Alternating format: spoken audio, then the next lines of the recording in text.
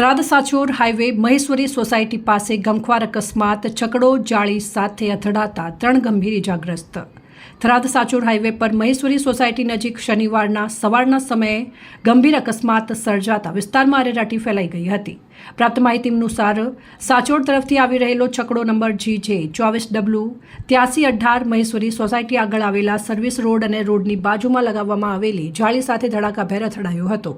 પ્રાથમિક માહિતી મુજબ છકડાને સમયસર બ્રેક ન લાગતા અકસ્માત સર્જાયો હતો।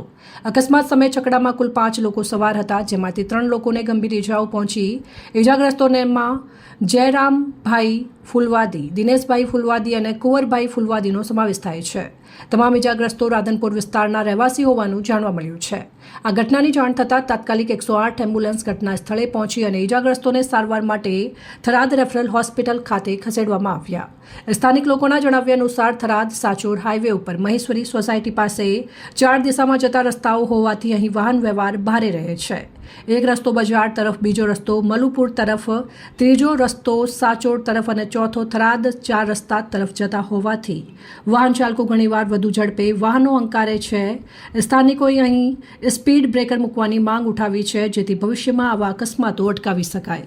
અહેવાલ જીતુ બારોટ, પ્રદીપ અંતરાલ, ન્યૂઝ થરાદ।